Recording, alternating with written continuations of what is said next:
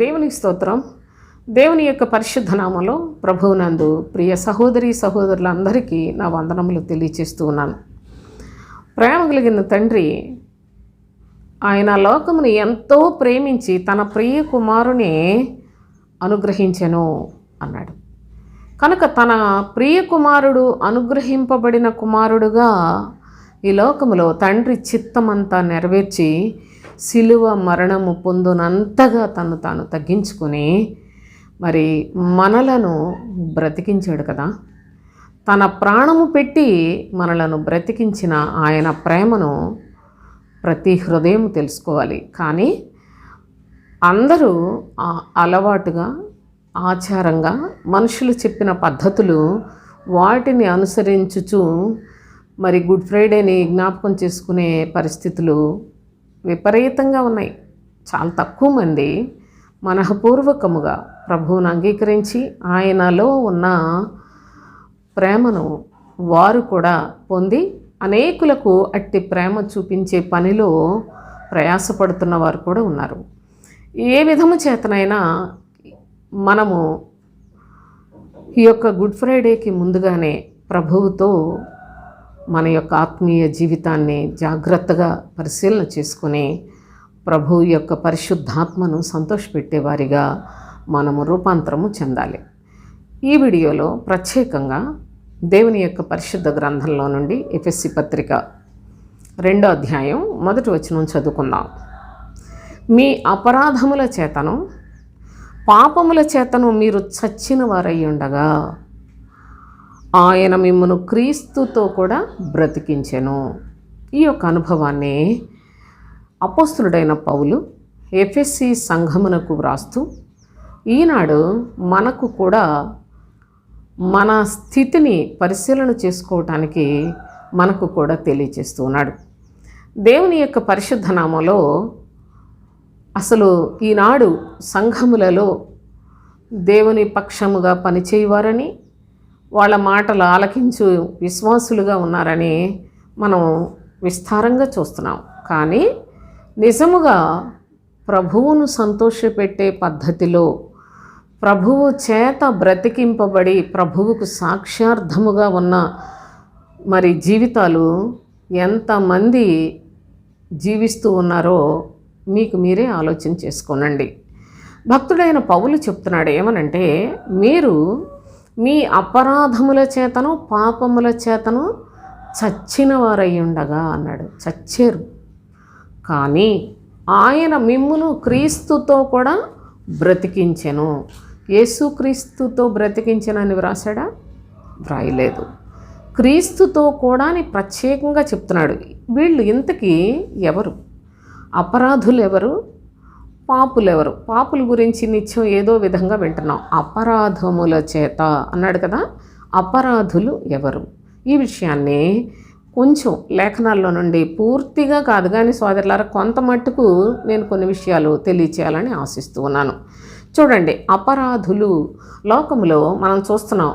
మానవ జాతి పాపముల చేత, దోషముల చేత, అపరాధములు, అతిక్రమములు ఇవన్నీ కూడా మనుషులలో నిండుకొని ఉన్న పరిస్థితులే మీరు చూడొచ్చు, మీకు మనోనేత్రం తెరవబడితే. కానీ దేవుని యొక్క శ్రేష్టమైన నామములో భక్తుడు ప్రత్యేకించి చెప్తున్నాడు, మీరు మీ అపరాధముల చేతను పాపముల చేతను చచ్చిన వారై ఉన్నారు, అయితే మిమ్మల్ని క్రీస్తుతో కూడా బ్రతికించాడు అని చెప్పాడు. క్రీస్తుతో కూడా బ్రతుకుట ఎంతమంది బ్రతికారు? యేసునందు బ్రతికారు. యేసునందు లోకములో నుండి వేరు చేయబడ్డారు సోదరులారా. ఆ విధమైన బ్రతుకులకే అలవాటు పడ్డారు. ఏదో విగ్రహాలు తీసేస్తేనో, లేకుంటే కొన్ని పూజలు మానేసి, లేకుంటే కొన్ని పాపములు మాని, త్రాగుళ్ళు మాని, కొన్ని దుర్వ్యసనాలకు బానిసలైన వాళ్ళు ప్రభువును అంగీకరించి వాటిని మానివేసి అదే భక్తి అనే పరిస్థితిలో ఉన్నారు. కానీ మీరు క్రీస్తుతో కూడా బ్రతికిన అనుభవము కలిగి ఉన్నారా? మీలో ఇంకా అపరాధములు ఉన్నాయంటున్నాడు భక్తుడు. ఆ అపరాధములు చంపుతాయంటండి. పాపములు, అపరాధములు ఇవి మీకు స్వల్పంగా అనిపిస్తుందేమో, కానీ వాటి వలన మీరు చచ్చిన వారై ఉన్నారు అంటున్నాడు. ఇలాంటి చావు,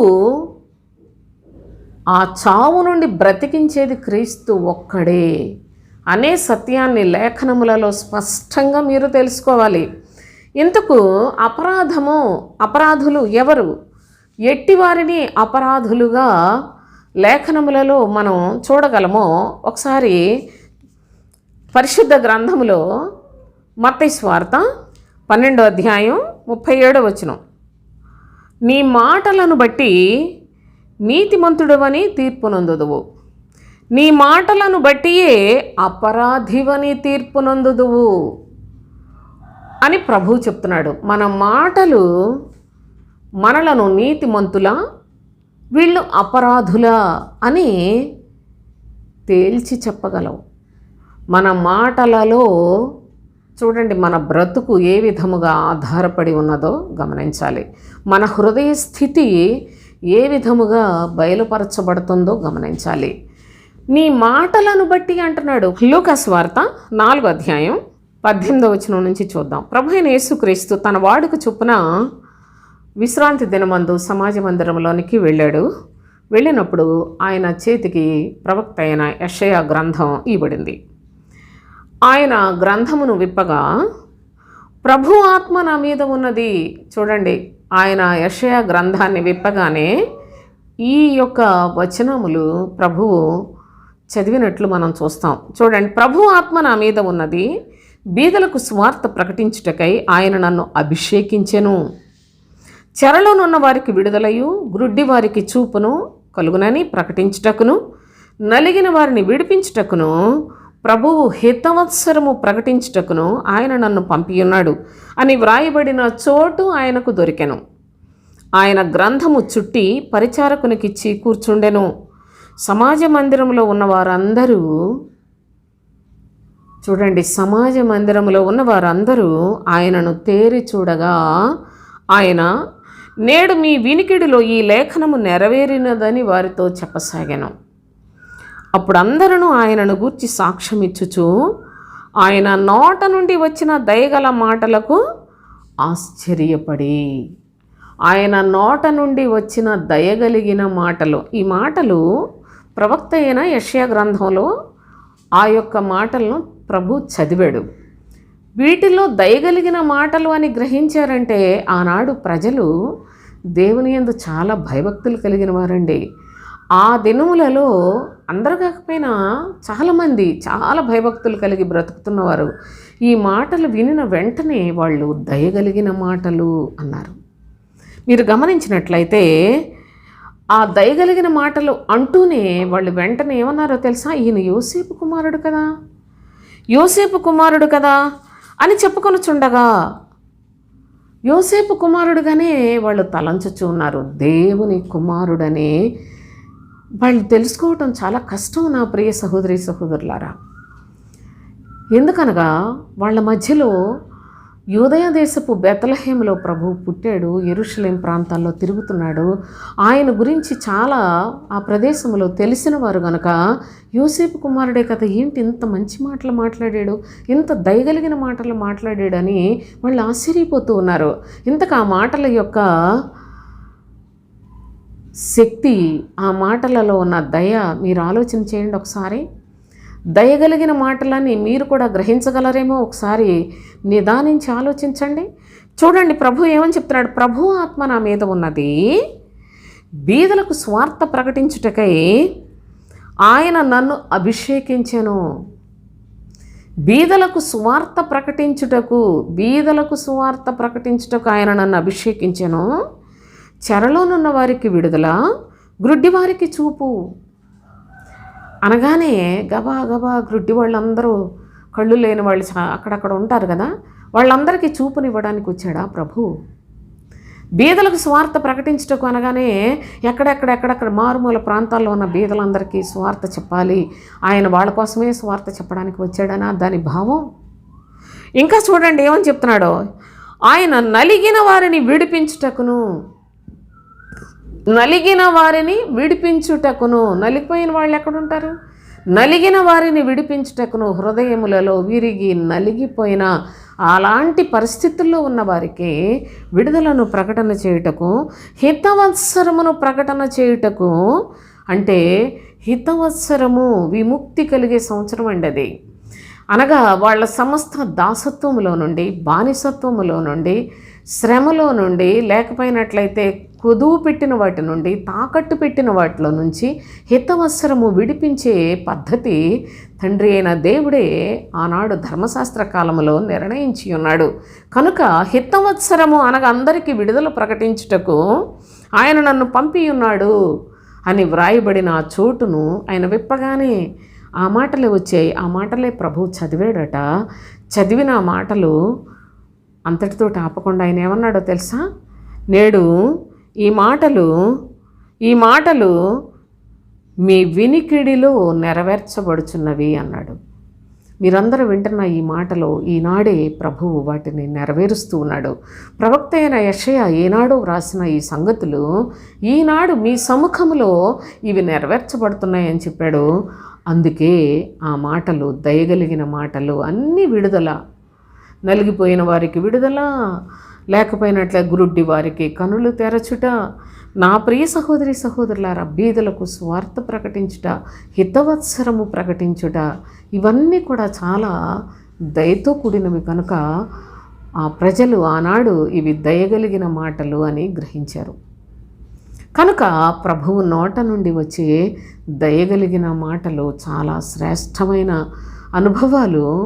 ఆయన సర్వలోక రక్షణార్థమై సమస్త జనులు అందరూ, లోకమంతా పాపముతో, సాతాను బంధకాలతో, సాతాను దాస్యములో మ్రగ్గిపోతూ ఉన్న ప్రజలందరికీ విడుదల ప్రకటించి లోకరక్షకుడిగా వచ్చాడు. అంత మాత్రమే కాదు, ఆయన తన వారని చెప్పుకుంటున్న ప్రజలందరూ కూడా అపరాధములు చేస్తూ పాపములు చేస్తూ చచ్చిన పరిస్థితుల్లో ఉన్నారు అని భక్తుడు తెలియచేస్తున్నాడు.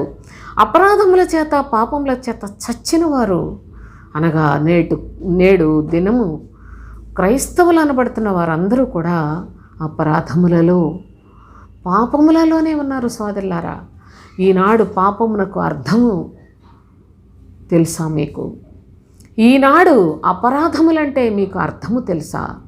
ప్రభువైన యేసుక్రీస్తు లోకములో శరీరధారిగా ఉన్నప్పుడు చెప్తున్నాడు, మీ మాటలను బట్టియే మీరు నీతిమంతులని తీర్చబడతారు, మీ మాటలను బట్టి మీరు అపరాధులని కూడా తీర్చబడతారు అని చెప్పాడు. ఏంటి మాటలు? ఒక చిన్న ముక్క ఇక్కడ మనం చదువుకుంటే సరిపోతుందా? నేను బాబోయ్ ఏ మాట మాట్లాడినా నేను అన్నీ దేవునికి అనుకూలమైన మాటలే మాట్లాడాలి, నేను నీతిగానే ఉండాలి అని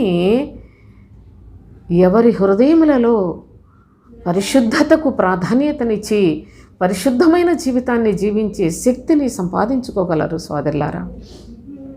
దయచేసి ఇది చాలా చాలా ప్రాముఖ్యతతో కూడిన సంగతులు కనుక, చాలా ప్రాముఖ్యమైన సంగతులు. మీరు చాలా జాగ్రత్తగా మీ బ్రతుకు, మీ నోరు, మీ మాటలు మిమ్ములను నీతిమంతులా లేక అపరాధులా అని నిర్ణయిస్తాయి. కనుక చాలా జాగ్రత్తగా ఆలోచన చేయాలి. దేవుని యొక్క సన్నిధిలో శరీర సంబంధమైన బోధలు చేసే వాళ్ళందరూ భక్తిహీనులు అంటాడు. ఈ భక్తిహీనులు వాళ్ళు చెప్పే మాటలన్నీ కూడా వాళ్ళని తీర్పులోనికి ఈడ్చుకొని వెళ్ళిపోతున్నాయి. తెలుసా మీకు? తీర్పులోనికి తీసుకొని వెళ్ళిపోతున్నాయి. ఈరోజు ఏదో ఒకటి దేవుని యొక్క వాక్యం, గ్రంథం చాలా సులభంగా, సునాయాసంగా ఏదో బోధలు చేసినట్లుగా ఉపయోగిస్తున్నారు. కానీ ఈ గ్రంథము అక్రమస్తులకు వారి యొక్క బ్రతుకులను నిత్యాగ్నిలోనికి తీసుకొని వెళ్ళిపోతుంది. ఒక మాట మనం చదువుకుందాం, దయచేసి చూడండి. యూదా పత్రిక ఈ ఒకే అధ్యాయంలో సకల విధములైన ఆత్మతో నింపబడిన సంగతులన్నీ కూడా వ్రాయబడి ఉన్నాయంటే నిజంగా ప్రభు యొక్క భక్తులు ఎంత పరిశుద్ధాత్మ పూర్ణులో మీరు గమనించాలి. ఇక్కడ చూడండి, 15వ వచనం చదువుదాం. ఆదాం మొదలుకొని 7వ వాడైన హనోకు కూడా వీరిని గూర్చి ప్రవచించారు. ఎవరిని గూర్చి? చూడండి జాగ్రత్తగా. ఇదిగో అందరికి నీ తీర్పు తీర్చుటకును వారిలో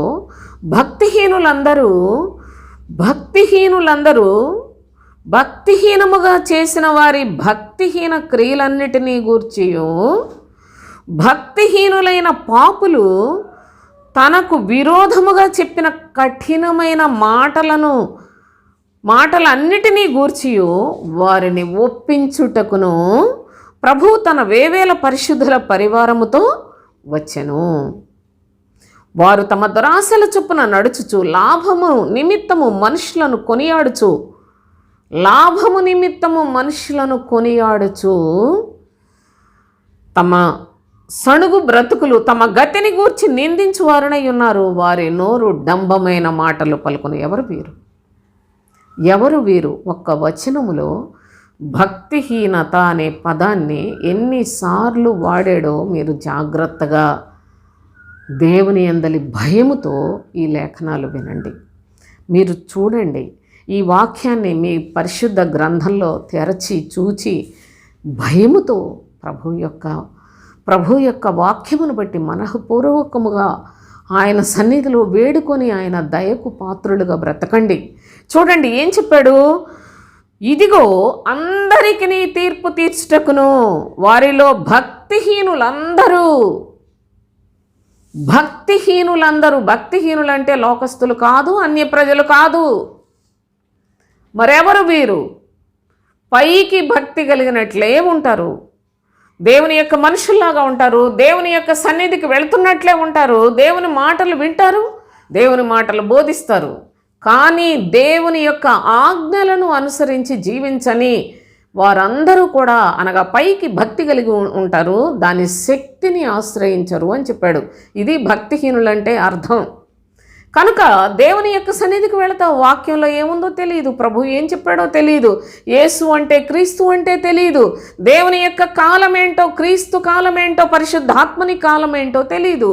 మొత్తం అంతా దేవుడి సన్నిధికి వెళ్తున్నాం, ప్రార్థనలు చేసుకోండి, ప్రార్థన అంటూ మొత్తం అందరూ కూడా భక్తిహీనులైపోతూ ఉన్నారు. ప్రభు యొక్క ప్రవచనం ఏం చెప్తుందో తెలుసా? దేవుని అంగీకరించిన వారు విస్తారముగా సముద్రం అంతమంది ఉంటారు, కానీ ప్రభు చిత్తానుసారముగా జీవించే వాళ్ళు చాలా తక్కువ మంది అని చెప్పాడు. ఇంకా మరి ఒక అనుభవంలో చెప్తున్నాడు కదా, విడువబడిన దాని పిల్లలు విస్తారము, సంసారి పిల్లలు చాలా కొద్ది మంది ఉంటారు అని చెప్పాడు. అనగా పరలోక సంబంధమైన పిల్లలు సంసారి పిల్లలు, వాళ్ళు చాలా తక్కువ మంది ఉంటారు. ఈ లోకంలో ప్రభువుని అంగీకరించామని చెప్పుకుంటున్న వారు సముద్రము వలె విస్తారంగా ఉంటారు. కనుకనే వీళ్ళని భక్తిహీనులు అన్నాడు. ఈ భక్తిహీనులందరూ కూడా వాళ్ళ యొక్క స్థితిగతులను గురించి చక్కగా తేటగా తెలియచేస్తున్న ఈ యొక్క వచనాన్ని మీరు గమనించినట్లయితే, ఇదిగో అందరికి నీ తీర్పు తీర్చుటకును వారిలో భక్తిహీనులందరూ భక్తిహీనముగా చేసిన వారి భక్తిహీన క్రియలన్నిటినీ గూర్చి, భక్తిహీనులు చేసేది భక్తిహీనమైన క్రియలు, భక్తిహీనులైన పాపులు తనకు విరోధముగా చెప్పిన కఠినమైన మాటలు, వీటన్నిటిని గూర్చి ప్రభువు ఒప్పించే దినం ఉన్నది సోదరులారా.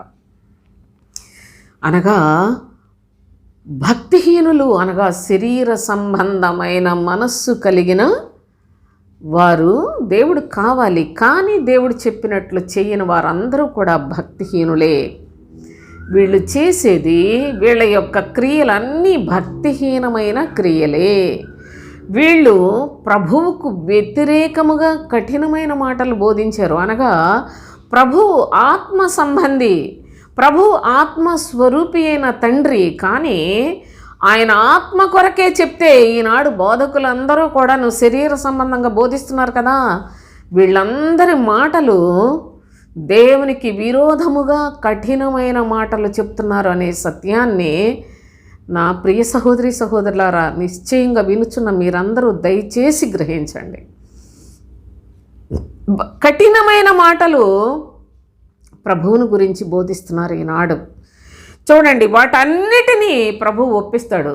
ఎందుకు చెప్పావు, నేనేం చెప్పమన్నాను, నువ్వేం చెప్పావు, అని ప్రభువు ఒక దినాన వీళ్ళందరినీ ఒప్పించటానికి ప్రభువు తన వేవేల పరిశుద్ధుల పరివారముతో రాబోతున్నాడు. ఇంతకు ఈ భక్తిహీనులందరూ ఎందుకు ఈ కఠినమైన మాటలు చెప్తున్నారో తెలుసా మీకు? ప్రభువుని గురించి వ్యతిరేకమైన మాటలు ఎందుకు బోధిస్తున్నారో మీకు తెలుసా? చూడండి, నెక్స్ట్ ఏం చెప్పాడు? వారు తమ దురాశల చొప్పున నడుచుచు, వారు తమ దురాశల చొప్పున నడుచుచు లాభము నిమిత్తము మనుష్యులను కొనియాడుచు. లాభము నిమిత్తము మనుషులను కొనియాడుచు అంటే చక్కగా వారి ముఖం మీద ముఖస్థుతి చేసుకుంటూ, మీరంతా, మీరెంత, మీరు అలాంటి వాళ్ళమ్మా, ఎంతో గొప్పోళ్ళు, ఎంతో దేవుడు దీవించాడని వాళ్ళని పొగుడుకుంటూ ఒకవేళ వాళ్ళు కనుక డబ్బులు ఇవ్వకపోతే సణుగుతారట. అంతేకాదు, తమ గతిని గూర్చి నిందించువారునై ఉన్నారు. తమ గతిని గూర్చి నిందించువారును వారి నోరు మాట్లాడే మాటలు డంబమైన మాటలు అన్నాడు. దీని గురించి ఎంత చెప్తే పరిశుద్ధ గ్రంథంలో మనం కంప్లీట్గా చెప్పుకోగలం సోదరులారా. పరిశుద్ధ గ్రంథంలో సగం బైబిల్ అంతా ఈ దొంగ బోధకుల గురించి, ఈ దురాశలతో దేవుని సేవ చేసే వారి గురించి, మనుష్యులను ముఖస్థుతి చేసుకొని లాభము పొందటానికి ఆశించే దుష్టులను గురించి, భక్తిహీనులై దేవుని గురించి కఠినమైన మాటలు ప్రకటన చేసే దుర్మార్గులైన వారిని గురించి సగం పరిశుద్ధ గ్రంథం వ్రాయబడింది. మీరు గ్రహించటం ఎంత కష్టమో. ఎన్ని సంవత్సరాలు పరిశుద్ధ లేఖనాలు చదివితే ఈ మాటలు రూఢిగా బోధించగలరో. వీటిని నేర్చుకొనుటకు దేవుని కృప అనుమతి లేనిదే నేర్చుకొనుట కూడా అసాధ్యం సోదరులారా. కనుక దయచేసి నీ దినము సమాధాన సంబంధమైన సంగతులు ప్రభు తెలియచేస్తున్నాడు, గ్రహించండి. అయితే వీరి మాటలు డంబమైన మాటలు. ఈ మాటలు మాట్లాడే బోధకులు అనగా శరీర సంబంధముగా మనుషులను పొగిడి, లోపలేమో హృదయంలో దురాశ ఉంటుంది. అనగా ప్రజల దగ్గర నుంచి ఎలాగ సంపాదించాలా, ఎలా కొట్టుకు తినాలా, ఏ విధముగా వీళ్ళందరిని ఉపయోగించుకోవాలి, వీళ్ళ దగ్గర వీళ్ళు డబ్బులు ఇచ్చేలాంటి ఏ మాటలు చెప్పాలి అని ధనాపేక్షను కప్పిపెట్టే బోధలు చెప్తున్న ఈనాడు దుర్మార్గులైన దొంగ సేవకులు దొంగ సేవకులు అంటున్నాను, నేను సేవకులు అంటలేదు. దయచేసి మీరు ప్రత్యేకంగా పరిశీలనగా గమనించాలి. ఇలాంటి వారందరూ కూడా దేవుని యొక్క కఠినమైన తీర్పుకు పరిగెడుతూ ఉంటే వాళ్ళ వెనకాల పరిగెడుతున్నారు ఏం పొందుదామని. ఈనాడు క్రైస్తవ జనాంగము ఎంత మోసపోతున్నారో అపరాధులుగా వాళ్ళని తయారు చేస్తుందే ఈ బోధకులు.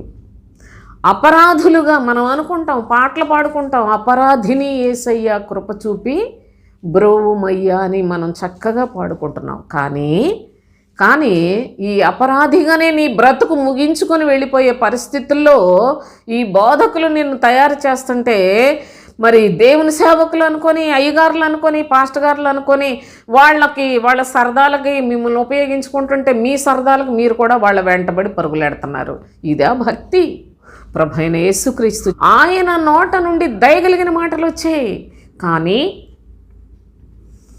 భక్తిహీనులైన వారి నోట నుండి డంబపు మాటలు, గర్వపు మాటలు, స్వార్థపూరితమైన మాటలు, మోసపూరితమైన మాటలు, వాటిని మాత్రమే వారు మాట్లాడగలరు. అవే మీకు ఈరోజు బోధలు అయిపోయాయి, అవే వాక్యాలు. అంతేగాని మీరు నేర్చుకునేది ఏమీ ఉండదు. చివరికి మీకు మిగిలేది నిజముగా భయంకరమైన తీర్పు మాత్రమే. చాలా దారుణమైన పరిస్థితి అది. కనుక ప్రభు అయిన యేసుక్రీస్తు చెప్తున్నాడు ఏమనంటే, దేవుని యొక్క సన్నిధికి వచ్చుచున్న మీరు, మీ మాటలు మిమ్మలను నీతిమంతులుగా తీర్చేవిగా ఉన్నాయా, లేకపోయినట్లయితే అపరాధులుగా మిమ్మల్ని మీరే శిక్షకు పాత్రులుగా చేసుకుంటున్నారా? జాగ్రత్త. అలాంటి బోధలు చెప్పేవారు, వినేవారు అందరూ కూడా అబద్ధికులే. సత్యవంతుడైన క్రీస్తు బోధను వినువారు మాత్రమే క్రీస్తు యేసు సంబంధులు అనే సత్యాన్ని మీరు ఈ సందర్భంగా స్పష్టంగా తెలుసుకోవాలని నేను ఆశిస్తూ ఉన్నాను. అయితే మరి ఒక అనుభవాన్ని కూడా మనం జ్ఞాపకం చేసుకుందాం. అపోస్తులుడైన పౌలు తెలియచేస్తూ ఉన్నాడు. అపరాధులను గూర్చి ఎవరు అపరాధులు అనే విషయాన్ని మనం చదువుకుంటున్నాం సోదరులారా. కొరింథీయులకు రాసిన మొదటి పత్రిక 11వ అధ్యాయం 26-27 వచనాలు చూడండి. మీరు ఈ రొట్టెను తిని ఈ పాత్రలోనిది త్రాగునప్పుడెల్లా ప్రభువు వచ్చు వరకు ఆయన మరణమును ప్రచురించుదురు. ఈ రోజున ప్రభువు యొక్క శరీరములో రక్తములో పాలు పంపులు పొంది మనం విశ్వాసులం అనుకుంటున్నాం. కానీ ఆ విధమైన పరిచర్య చేసే వాళ్ళందరూ కూడా వాళ్ళు ప్రభువు యొక్క మరణమును మాత్రమే ప్రచురించాలి. ప్రభు దీవిస్తాడు, ఆశీర్వదిస్తాడని చెప్పొద్దు. అలాంటి చెప్పేవాళ్ళు ఎవరైనా వాళ్ళు అబద్ధ బోధకులే సోదరులారా. మీరు జాగ్రత్తగా గమనించండి. దేవుని యొక్క సన్నిధిలో పరిశుద్ధులకు ఒక్కసారి అప్పగింపబడిన బోధ పరలోకపు తండ్రి అనుగ్రహించాడు. పరిశుద్ధులకు అనగా అపోస్తులులకు ఒక్కసారే అప్పగించాడు ఒకే బోధను, అదే క్రీస్తు బోధ. ఆ బోధను ప్రతి సంఘములో కూడా బోధించాలి. ఆ బోధ బోధించిన వాళ్ళందరూ కూడా అబద్ధికులే, క్రీస్తు విరోధులే. చూడండి మీరు ఇక్కడ జాగ్రత్తగా ప్రభువు యొక్క శరీరమును గూర్చి రక్తమును గూర్చి ప్రతి ఒక్కళ్ళు కూడా ఈనాడు ఆయన మరణము గూర్చి ప్రచురము చేయవలసిన వారై ఉండగా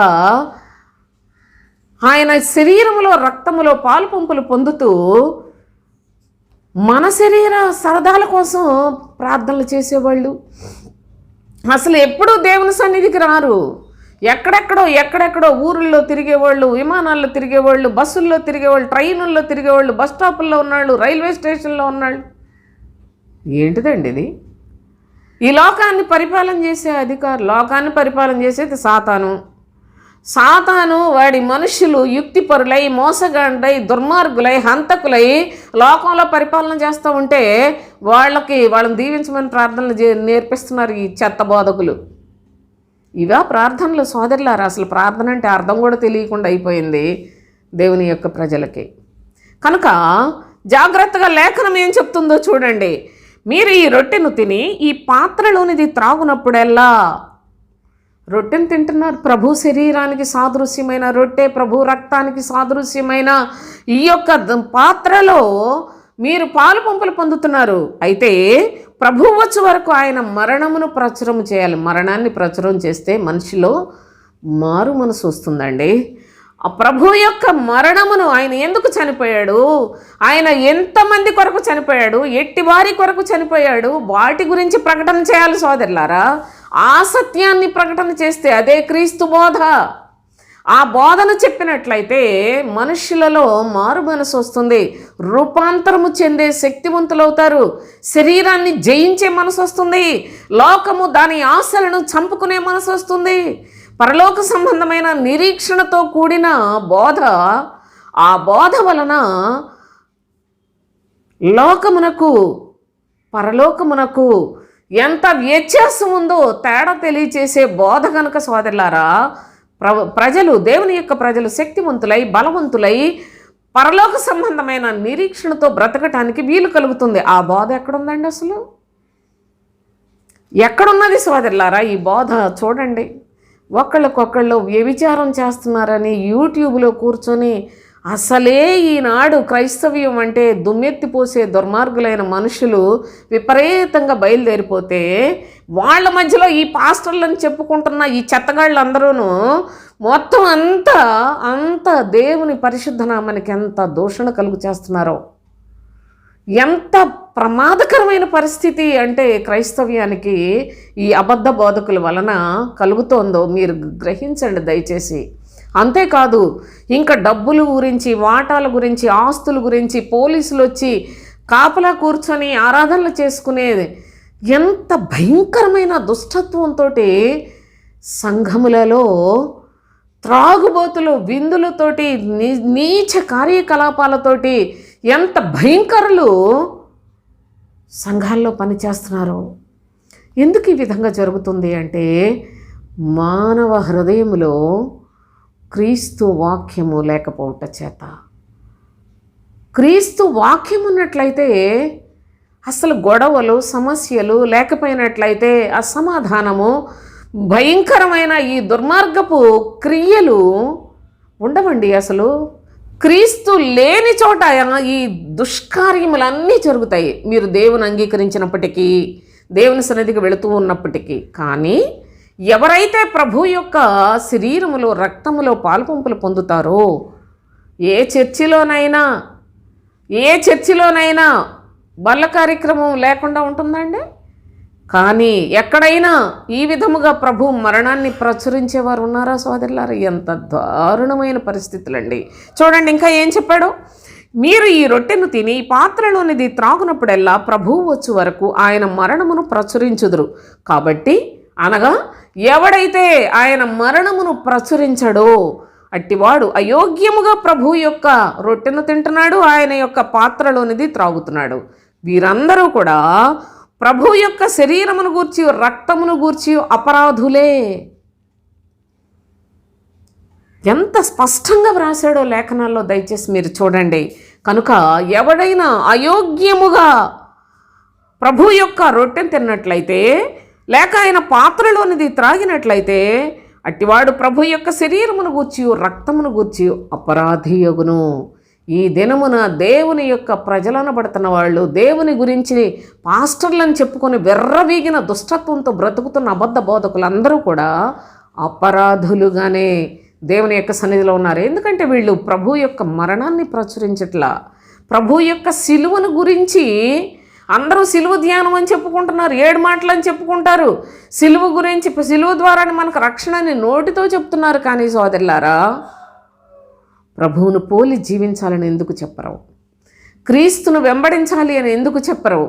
క్రీస్తు సిలువను, మన సిలువను ఎత్తుకొని వెంబడించాలి ప్రతిదినము అని ఎందుకు చెప్పటం లేదు అంటే, అందరూ కూడా ప్రభు యొక్క శరీరము రక్తము విషయములో అపరాధులుగానే ఉన్నారు అనే సత్యాన్ని గమనించండి. ఇక మరి ఒక అంశాన్ని కూడా చదువుకుందాం. యాకోబు పత్రిక 2వ అధ్యాయం 9వ వచనం. మీరు పక్షపాతము గలవారైతే ధర్మశాస్త్రం వలన అపరాధులని తీర్చబడి పాపము చేయువారగుదురు అన్నాడు. పక్షపాత బుద్ధి కలిగిన వారు అపరాధులే, జాగ్రత్త అంటున్నాడు భక్తుడైన యాకోబు.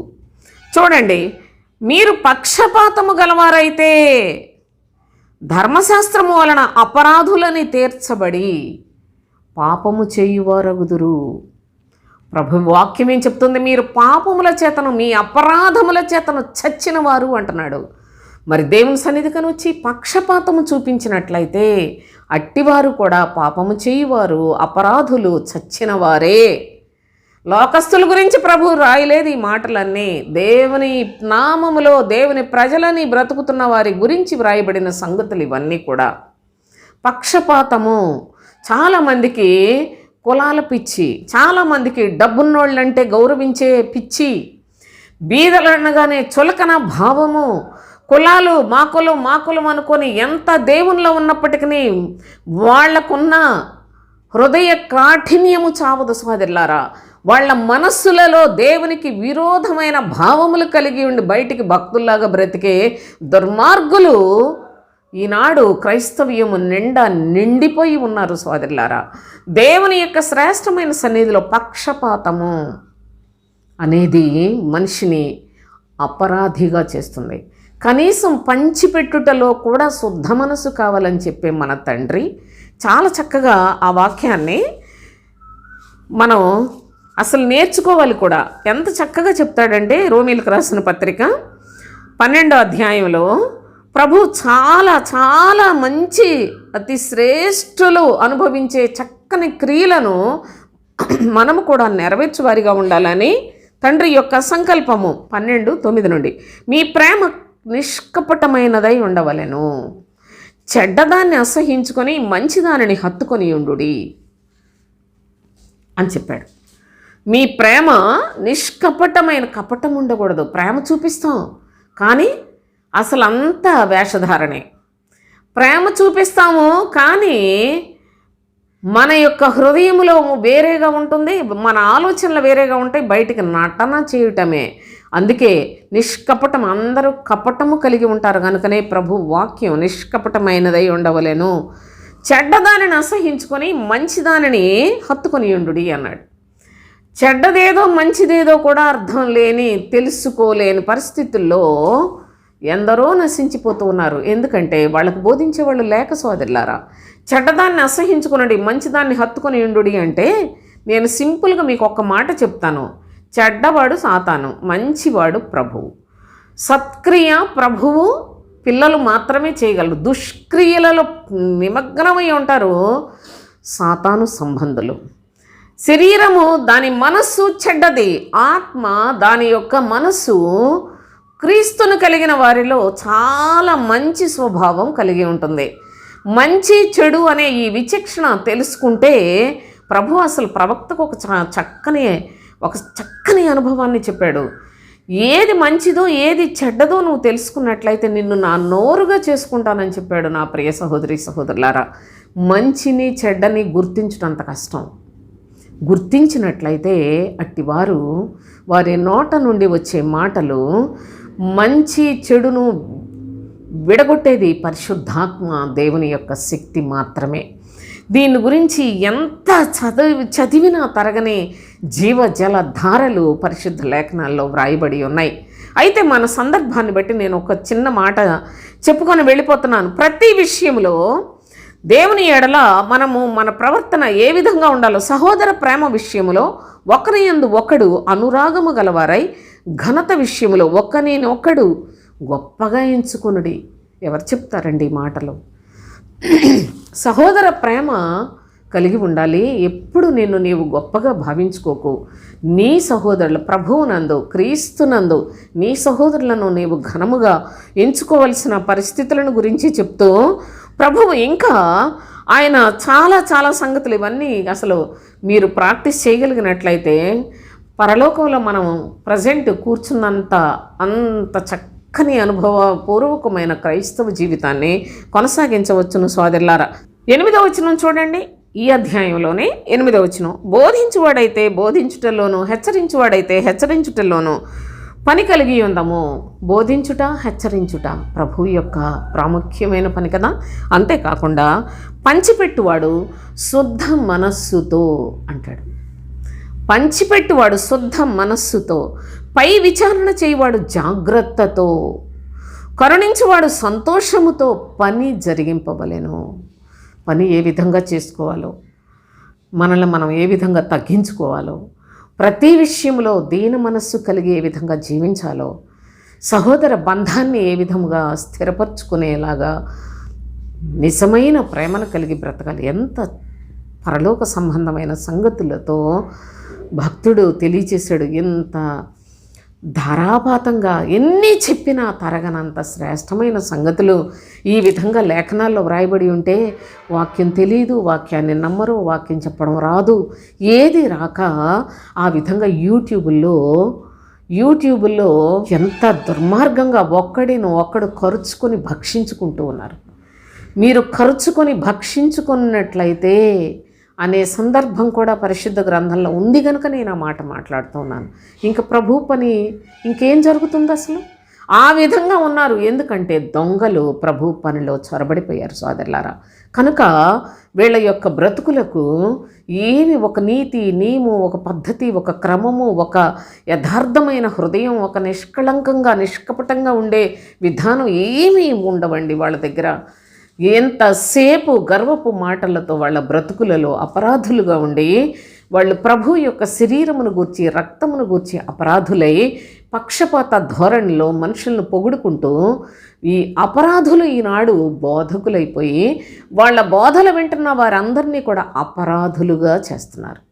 పాటలు పాడుకుంటే భక్తి కాదు, వాయిద్యాలు వాయించుకుంటే భక్తి కాదు. అదే భక్తి అనుకున్నట్టయితే అసలు ఈ బైబిల్ ఎందుకండి మనకి? పాటలు పాడేవాళ్ళు, పాడుకునేవాళ్ళు, వాయిద్యాలు వాయించేవాళ్ళు అందరూ వెళ్ళిపోయి పరలోకంలో కూర్చుంటారు. కానీ ప్రభు అది చెప్పలేదు సోదరులారా. నా ఆజ్ఞను అనుసరించుటయే నన్ను ప్రేమించుట అని చెప్పాడు. ప్రభు యొక్క చిత్తానుసారమైన బ్రతుకు, హృదయం, మనస్సు, మనస్సాక్షి ఎవరిలో ఉంటుంది? అట్టి చక్కని ప్రవర్తన కలిగిన వారే ప్రభువును ప్రేమించిన వారు. వారికి మాత్రమే ఆయన తండ్రిగా ఉన్నాడు. కానీ భక్తిహీనులకు ఆయన తండ్రి కాదు. అందుకే యేసయ్య స్పష్టంగా చెప్పాడు, యూదులతో చెప్పాడు, ప్రభువును అంగీకరించిన యూదులతో చెప్పాడు, మీరు మీ తండ్రి యగు అపవాది సంబంధులు అన్నాడు. కనుక దేవుని యొక్క లేఖనాలను పరిశీలించండి. నోటికొచ్చిన మాటలు చెప్పుకునేది కాదు భక్తి అనేది. లేకుంటే ఏదో 4 మాటలు చెబితే డబ్బులు ఇస్తారు కదా అని చెప్పుకునే నీచ బ్రతికే వాళ్ళది కాదు భక్తి. దేవుని యొక్క ఇష్టానుసారముగా మంచి ప్రవర్తన కలిగి, మంచి చెడుని విచక్షణ చేయగలిగి, దేవుని యొక్క నీతి వాక్యములో అనుభవ జ్ఞానము కలిగి, సకల విధములైన అనుభవ జ్ఞానముతో బోధించే తండ్రి యొక్క లేఖనములను ఎవరి నోటికొచ్చిన వాళ్ళు చెప్పుకుంటూ వెళ్ళిపోతూ ఎంత మోసం చేస్తున్నారో దయచేసి మీరు ఈ సందర్భంగా గమనించండి. వీరందరూ కూడా అపరాధులు అని తండ్రి అయిన దేవుడు తెలియచేస్తున్నాడు. మరి యొక్క అనుభవాన్ని నేను మీకు తెలియచేస్తాను. గలతీయులకు వ్రాసిన పత్రిక 2వ అధ్యాయం 11వ వచనం నుంచి చూడండి. అయితే కేఫా అంతియోకయకు వచ్చినప్పుడు అతడు అపరాధిగా తీర్చబడెను. కేఫా అంటే పేతురు. అపోస్తులుడైన పేతురు కూడా అపరాధిగా తీర్చబడ్డాడు. అంటే ఏ ఏ సందర్భాల్లో ఎవరు ఏ విధముగా ఉన్నారో చాలా భయంకరమైన చిన్న తల వెంట్రుక అంత చిన్న అవకాశాన్ని శరీరానికి ప్రాధాన్యత ఇచ్చినట్లయితే దేవుడు వారిని అపరాధులుగానే అన్నాడు. సామాన్య మనుషులు కాదు, అపోస్తులుడైన పేతురులో కూడా అపరాధాన్ని పరిశుద్ధ గ్రంథంలో వ్రాసాడు. రాయిపోతే ఏం పోయిందండి?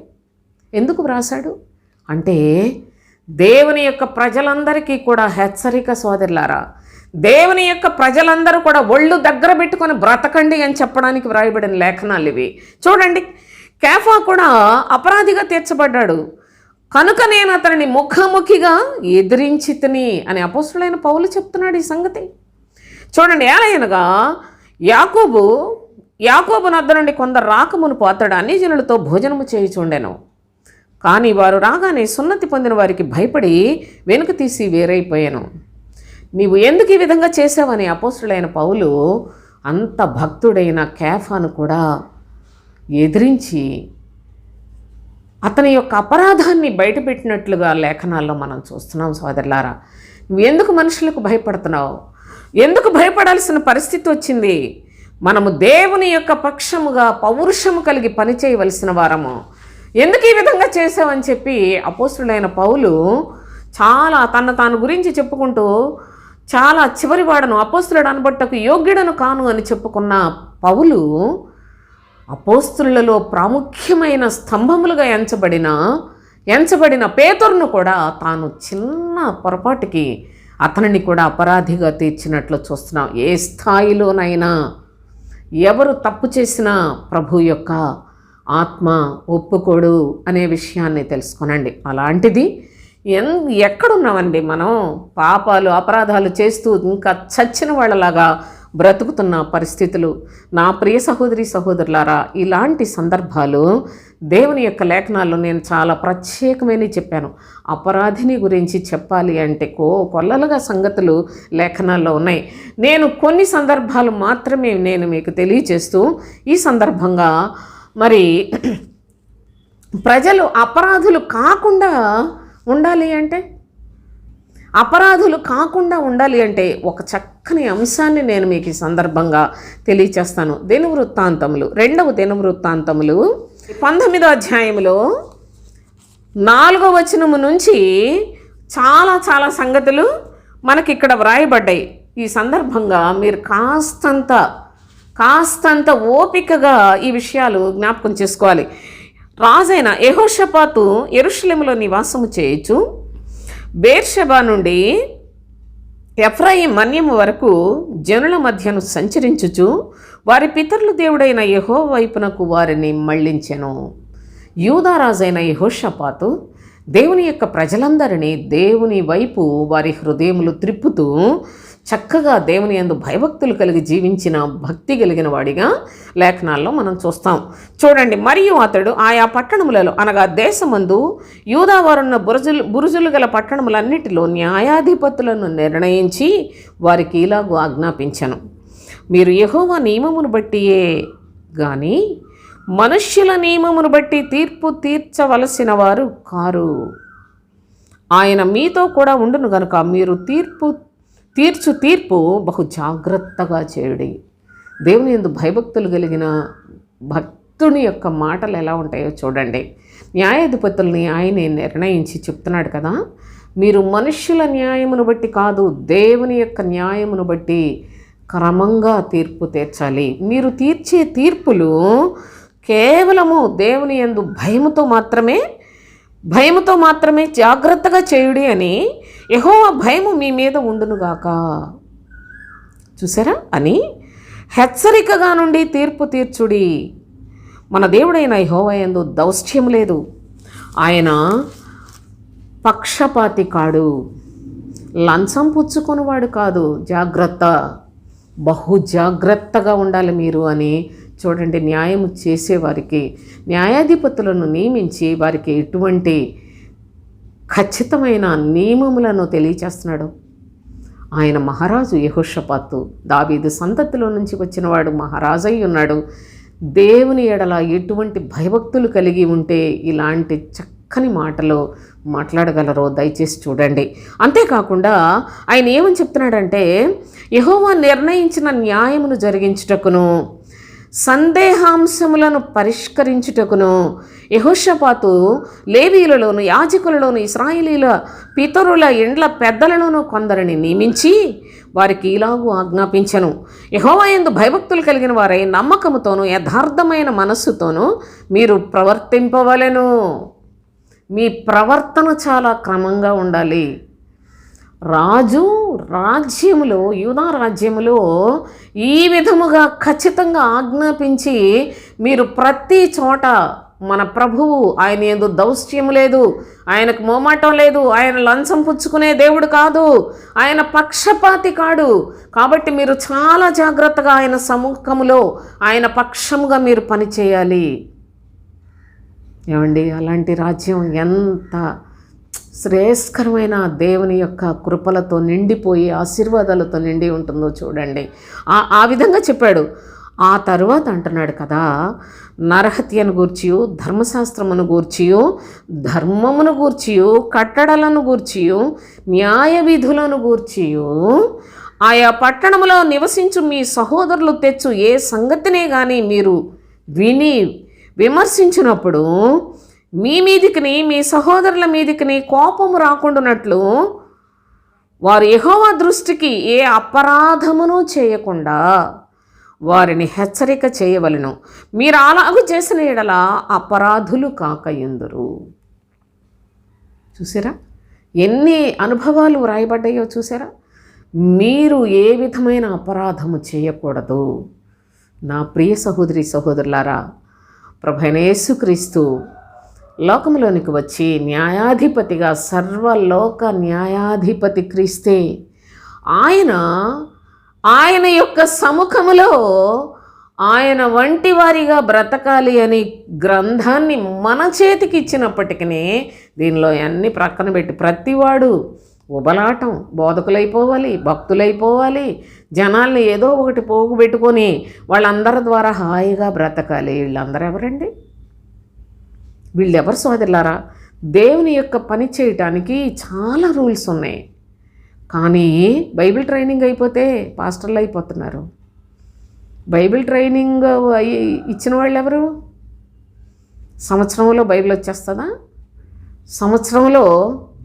సంవత్సరంలో ఆ ప్రక్కకి వెళ్ళిపోయి నానా చెత్త పనులు చేసి ఆ గంట గడియ ఆ బైబిల్ ట్రైనింగ్లో పొందిన వాళ్ళందరూ స్థితిగతులు అక్కడ కాసేపు కూర్చొని 2 మాటలు చదువుకొని ఏదో ఒకటి పాస్టర్లు అయిపోతారా సోదరులారా?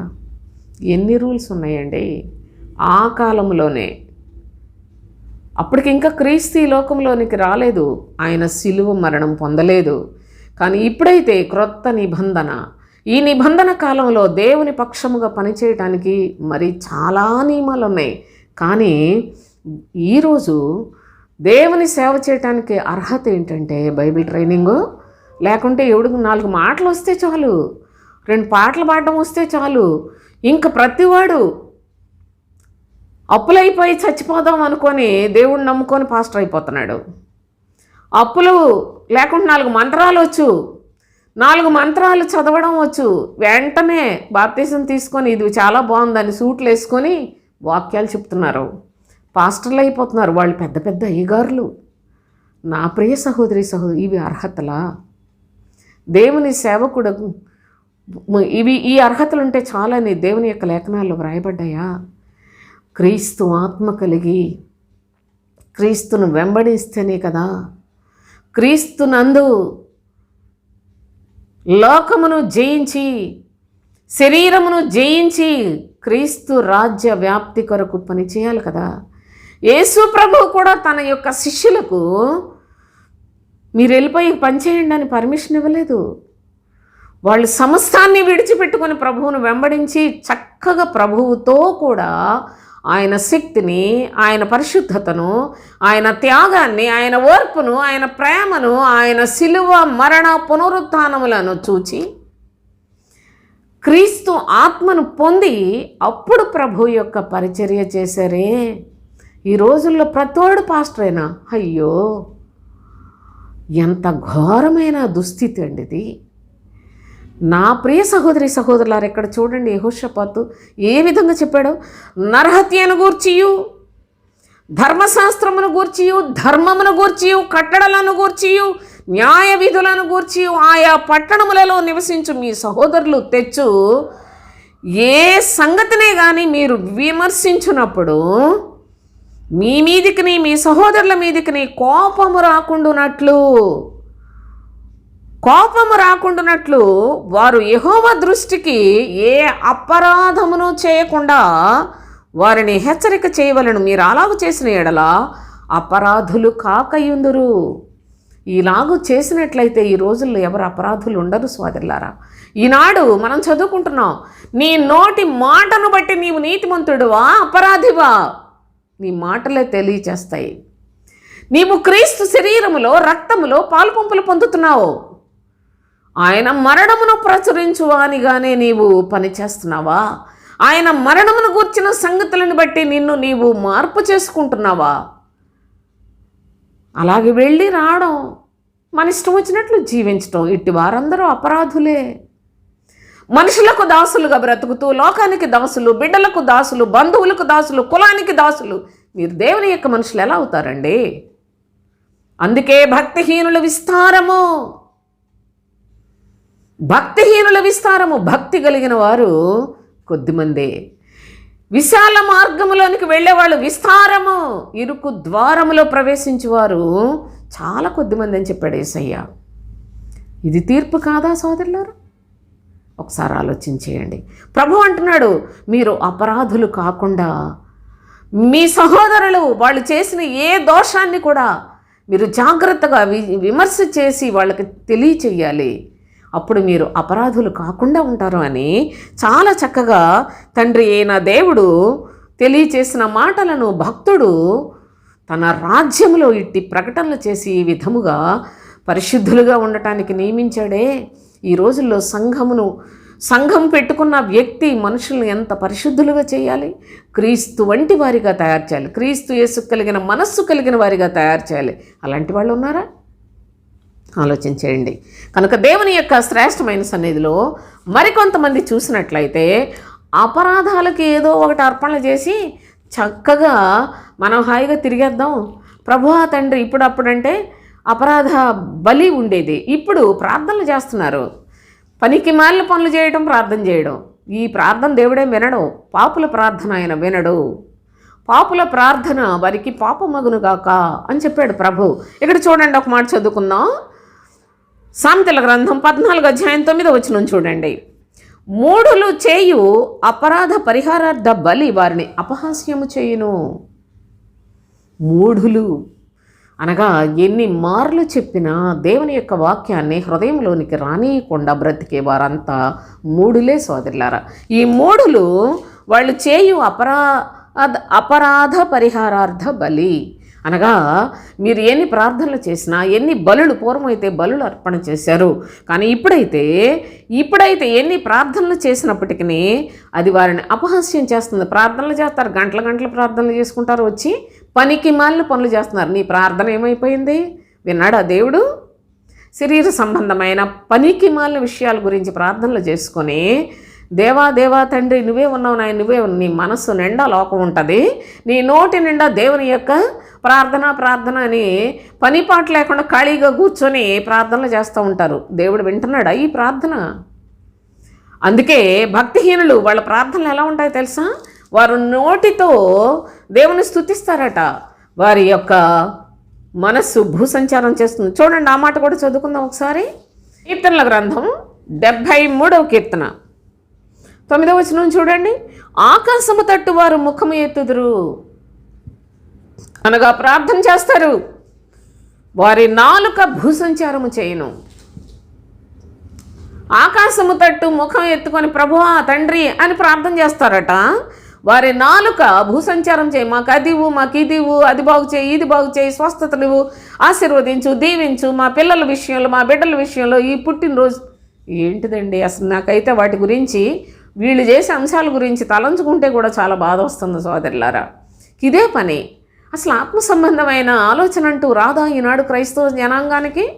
చూడండి, వారి నాలుక భూసంచారము చేయును, వారి జనము వారి పక్షము చేరును, వారి జనము వారి పక్షము చేరును. అనగా ఇలాంటి అబద్ధికులను వాళ్ళందరి దగ్గర పోగుబడే ప్రజలు ఎవరో తెలుసా? వారి జనము అన్నాడు. నా ప్రజలు కాదు వాళ్ళు, ఆ పాస్టర్లకు సంబంధించిన ప్రజలే. నా పిల్లలైతే వారు నన్ను వెంబడిస్తారు, నా గొర్రెలైతే నా స్వరాన్ని వింటాయి. వాళ్ళ పాస్టర్ స్వరమే వాళ్ళకి కావాలంటే ఆ పాస్టర్ చూస్తే అబద్ధ బోధకుడా, సత్యవంతుడా, లేక ప్రభు చేత పంపబడిన వాడా తెలుసుకునే జ్ఞానం ఈ ప్రజలకు లేదు, తెలుసుకోవాలనే ఆశ లేదు. ఎవరన్నా చెప్పినా వినరు. ఇలాంటి వారందరినీ ప్రభు అంటున్నాడు, వారి జనము వారి పక్షమున చేరును అని. వారు జలపానము సమృద్ధిగా చేయుదురు. అంటే వాక్యాలు వినడమే కానీ దేవుని యొక్క వాక్య ప్రకారంగా జీవించే పద్ధతి వారికి ఉండదు అని చెప్తున్నాడు. మరి నేను ముందుకు వెళ్ళిపోతున్నాను. చూడండి, మూడులు చేయు అపరాధ పరిహారార్థ బలి వారిని అపహాస్యము చేయను, యథార్థవంతులు ఒకరి యందు ఒకరు దయచూపుదురు. యథార్థత మీదనే కదా ప్రభువా నీవు దృష్టి ఉంచి ఉన్నావు. యథార్థత అనగా హృదయశుద్ధి గల వారు ధన్యులు, వారు దేవుని చూచెదరు అన్నాడు. ప్రార్థన చేయి వారు ధన్యులు, వారు దేవుని చూస్తారని చెప్పలేదు. ప్రార్థన అనేది నా ప్రియ సహోదరి సహోదరులారా, శుద్ధ హృదయము కలిగిన వారు చేస్తే ప్రభు నేనున్నాను అని పలుకుతాడు. భక్తిహీనుల ప్రార్థన వారిని భయంకరమైన మరణానికి ఈడ్చుకుంటూ వెళ్ళిపోతుంది. అంత ప్రమాదకరం. ప్రార్థన అనేది ఏదో సులభంగా ఆలోచించేయద్దు. దయచేసి నేను మిమ్మల్ని వేడుకుంటూ ఈ సంగతులు తెలియచేస్తున్నాను. అయితే దేవుని యొక్క శ్రేష్టమైన సన్నిధిలో మరి మన ప్రభు అయిన యేసుక్రీస్తు శిలువ మరణం పొందాడు కదా, ఆయన చేసిన అపరాధ పరిహారార్థ బలి ఎంత గొప్పదో ఒకసారి చూద్దామా? యెషయా గ్రంథం 53వ అధ్యాయం 10వ వచనం చదువుదాం. అతని నలుగగొట్టుటకు యెహోవాకు ఇష్టమాయెను, ఆయన అతనికి వ్యాధి కలుగ చేసెను. ఆయన అతనికి వ్యాధి కలుగ చేసెను. ఏం వ్యాధి కలుగ చేశాడు? ప్రభు అయిన యేసుక్రీస్తుకు ఏం జబ్బొచ్చింది? చూడండి, ఆయన అతనికి వ్యాధి కలుగ చేసెను. అతడు తన్ను తానే అపరాధ పరిహారార్థ బలి చేయగా అతని సంతానము చూచును. జాగ్రత్త. యేసుక్రీస్తును సిలువలో నలుగగొట్టుట యెహోవాకు ఇష్టమాయెను. ఎందుకంటే నా ప్రియకుమారుడు నా ఇష్టమును నెరవేర్చి నా నిమిత్తము నా వాక్యమును స్థిరపరచుటకు ఈ లోకములో తన్ను తానే అర్పణగా చేసుకునే నా ప్రియకుమారుడు సిలువలో వేలాడుతూ ఉన్నాడు. చూడండి, వేలాడుచూ ఉండడం అనేది యెహోవాకు చాలా ఇష్టముగా ఉన్నదట.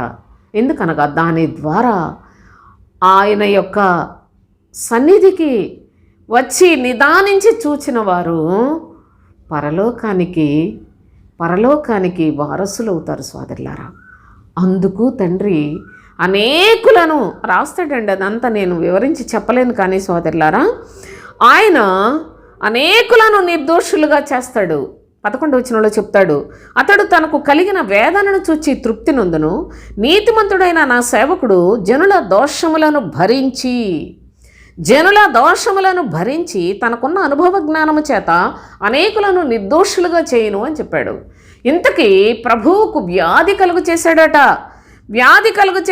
ఏం వ్యాధి కలుగు చేశాడంటే, ఆయన యందు విశ్వాసముంచి ఆయన నిదానించి చూచిన ప్రజలందరి యొక్క పాప భారమునంతటినీ క్రీస్తు మీద తండ్రి మోపి ఉన్నాడు. సోదరులారా, ఎవరైతే క్రీస్తునందు విశ్వాసం ఉంచుతారో వాళ్ళందరికీ నిర్దోషులుగా చేసే పని, వారందరికీ విడుదల విమోచనను కలుగు చేసే కుమారుని యందే అందరూ కూడాను రక్షణ పొందుతారు. కనుక ఆ క్రీస్తుకు ఆయన ఏం చేశాడంటే వ్యాధిని కలుగు చేశాడు.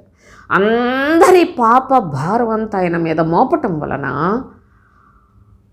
ఆయన ప్రాణాన్ని ప్రజల కొరకు మాంసయుక్తమైన దేహమందు మనకు విమోచన కలుగు చేసి ఆయన మరణము పొంది ఉన్నాడు. దేవునికి స్తోత్రం.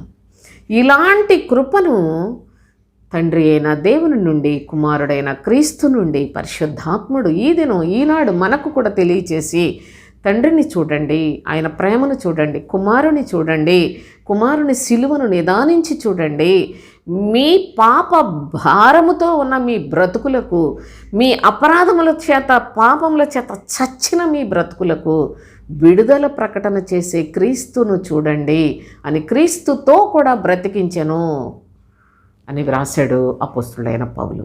కనుక నా ప్రియ సహోదరి సహోదరులారా, దయచేసి ఈ లేఖనములలో ఈ యొక్క అపరాధములు ఎవరు అపరాధులు, అపరాధము లేకుండా ఉండాలంటే ఎట్టి అధికారము కలిగిన భక్తులు ఏలుబడి చేస్తే మనుషులు అపరాధులు కాకుండా ఉంటారో చదువుకున్నాం. అంతేకాదు, అపరాధ పరిహారార్థ బలి మూఢులు చేయుట అనేది అపహాస్యముతో కూడిన మాట. కానీ ప్రభైన క్రీస్తు అపరాధ పరిహారార్థ బలిగా మన కొరకు బలియాగము చేశాడు.